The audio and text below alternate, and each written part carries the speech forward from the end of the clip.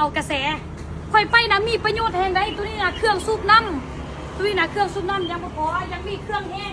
สิ่งที่จำเป็นหนึ่งค่อยบ่ได้เกาะกระแสเครื่องยังบ่หมดได้นี่นะแผ่นบัตรแล้วก็เต้นมายุมะยะนี่ยังบ่ได้หมดเทื่อหนึ่งค่อยบ่ได้เกาะกระแสสองค่อยเนี่ยนะช่วยเรืออย่างเต็มที่และเต็มใจ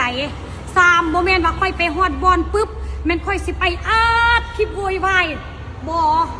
ผู้เดียวซัฟเฟอร์รถกับยูค่อยน่าจะเป็นผู้ขับรถผู้เดียวไปมาสยามบุรีหาเวียงจันทน์และค่อยน่ะบ่ได้หิวซอกหิวแซงหยัง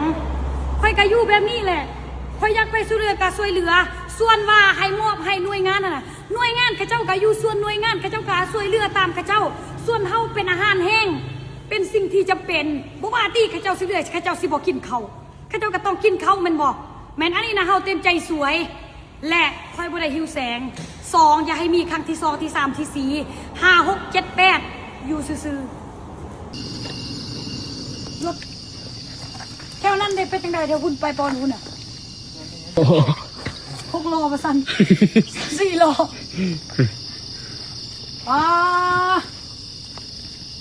แถวนั้นเป็นจังไดเป็นพวกไปเลยวะเป็นบวกแต่มันกับพวกเป็นอันบลึกขนาดเขาอยู่นี่จังมือเราเห็นกินทุเรียนซากขนาด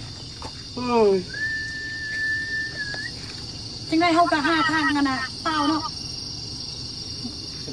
โยนตะแวงนี่แหละ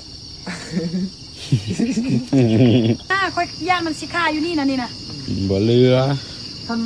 มันมาทางนี้ตีนมาทางนี้ผงมันติด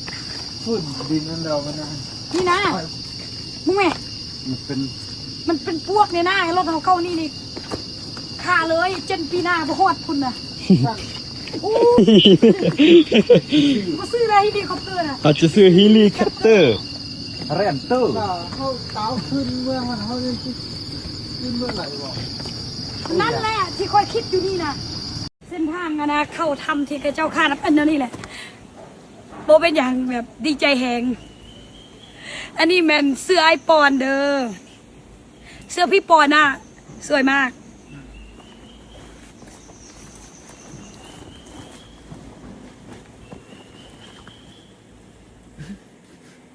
งามสุดเนาะ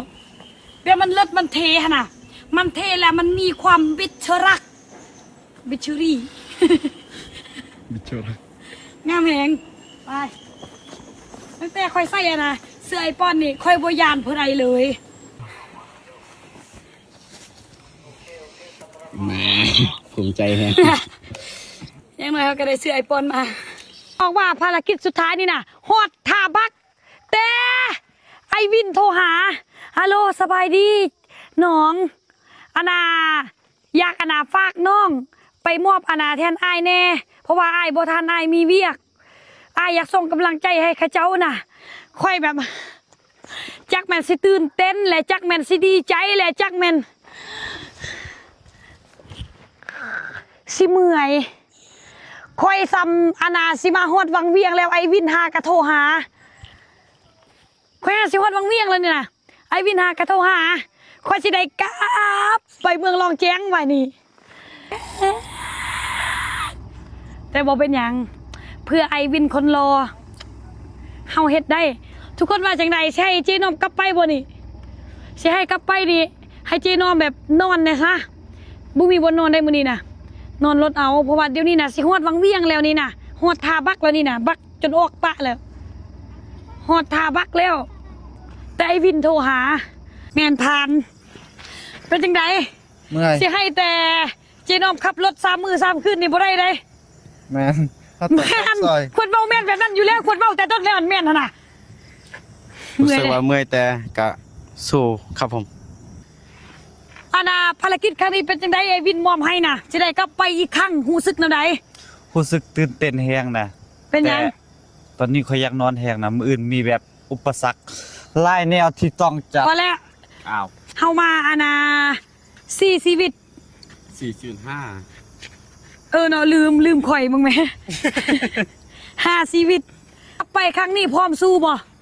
สู้อ้าวทางนี้สู้เพื่อพี่ปอนอ่ะ อ้าย